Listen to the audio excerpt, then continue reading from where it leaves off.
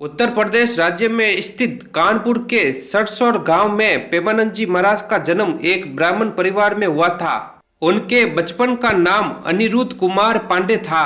उनके पिताजी किसान थे और खेतीबाड़ी करके अपने परिवार का गुजारा करते थे। उनके दादाजी सन्यासी थे। प्रेमानंद जी के बड़े भाई ने संस्कृत की पढ़ाई की थी और घर में रोजाना संस्कृत में श्लोक पढ़ते थे। उनका पूरा परिवार भगवान की भक्ति करने वाला था और इन सब का असर प्रेमानंद जी महाराज पर पड़ा और बचपन से ही भगवान की भक्ति करने लग गए।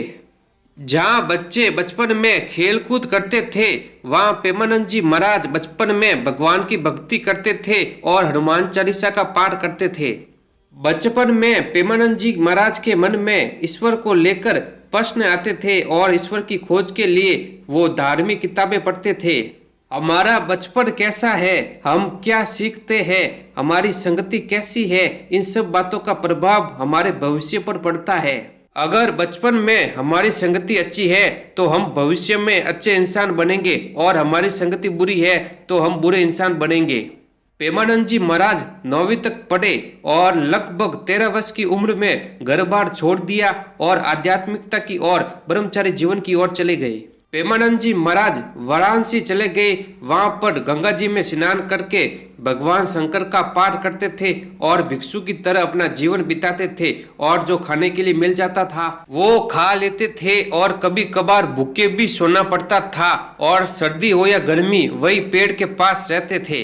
वहां से फिर वो वृंदावन चले गए और भगवान कृष्ण और राधा की भक्ति में लीन हो गए और अपना जीवन श्री कृष्ण व राधा को समर्पित कर दिया। वहां आने वाले भक्तों को आध्यात्मिकता व भक्ति के बारे में बताते थे। लगभग 45 वर्ष की उम्र में एक दिन उनके पेट में दर्द हुआ तो वो डॉक्टर के पास गए। तब डॉक्टर ने कहा कि उनकी दोनों किडनियां खराब है और अब आप सिर्फ 4 या 5 साल तक जीवित रहेंगे। परंतु प्रेमानंद जी महाराज निराश नहीं हुए और भगवान की भक्ति में लग गए। आज लगभग प्रेमानंद जी महाराज 61 साल के हो गए परंतु उन्हें अभी तक कुछ नहीं हुआ। प्रेमानंद जी महाराज कहते हैं कि बीमार व्यक्ति अगर भगवान का नाम ले तो उसके सारे कष्ट दूर हो जाएंगे, क्योंकि भगवान के नाम में वो शक्ति है जो बड़ी से बड़ी बीमारी को ठीक कर सकता है। प्रेमानंद जी महाराज कहते हैं कि जीवन में कभी निराश मत होना, भगवान का नाम लेना और खुश रहना। भगवान हमारे सारे दुख व तकलीफ दूर कर देंगे। प्रेमानंद जी महाराज से मिलने अभिनेता व अभिनेत्रियां व बड़े राजनेता आते हैं और अपनी समस्या उनको बताते हैं। रात को 2 बजे उनकी पद यात्रा होती है जो अनिश्चित काल के लिए बंद कर दी गई है, क्योंकि वहां पर उनकी पद यात्रा को लेकर लोगों ने विरोध प्रदर्शन किया है।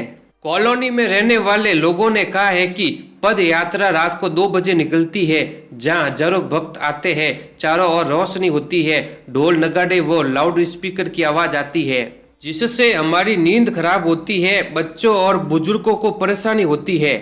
सारे रास्ते बंद कर देते हैं जिससे आने जाने में मुश्किल होता है। इन सभी आपत्तियों को देखते हुए प्रेमानंद जी महाराज की पद यात्रा को अनिश्चित काल के लिए बंद कर दिया है।